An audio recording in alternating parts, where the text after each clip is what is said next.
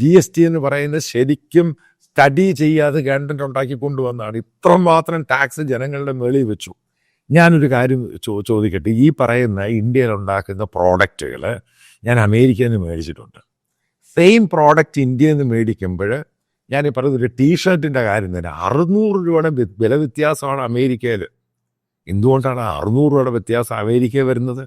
എന്തുകൊണ്ടാണ് 600 രൂപ അതിന് ഇന്ത്യയിൽ കൂടുതൽ കൊടുക്കേണ്ടി വരുന്നത്? ഇത് തന്നെ ആലോചിച്ചാൽ മതി. ഈ തട്ടിപ്പും വെട്ടിപ്പും മാത്രമേ നടക്കുന്നത്. അതുമല്ല, ഈ കടക്കാരെ ഭയങ്കരമായിട്ട് കച്ചവടക്കാരെ ചുമ്മാതാണ് ഇതൊക്കെ.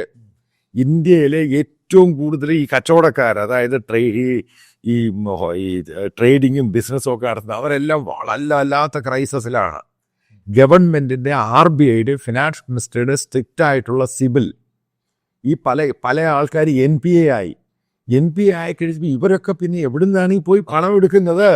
ഏത് ഫിനാൻഷ്യൽ ഇൻസ്റ്റിറ്റ്യൂഷനാണ് പിന്നെ അവർക്ക് പണം കൊടുക്കുന്നത്? ഗവൺമെൻറ് പല വേ ഔട്ട് പറയുന്നത് ഇതിലൊന്നും നടക്കുന്നത്, ഇതൊന്നും പ്രാബല്യത്തിലൊന്നും ഉണ്ടായിട്ടില്ല. ഇതൊക്കെ കബളിപ്പീരാണ് സംഭവം.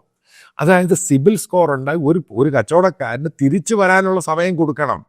അതായത് സിബിൽ സ്കോർ NPA എന്നും പറഞ്ഞ് അവനെ അങ്ങ് നശിപ്പിക്കുക. എത്ര പേര് കച്ചവടം നിർത്തി പാപ്പരായിട്ട് അടിച്ച് നാശമായിട്ട് പോയിട്ടുണ്ട്.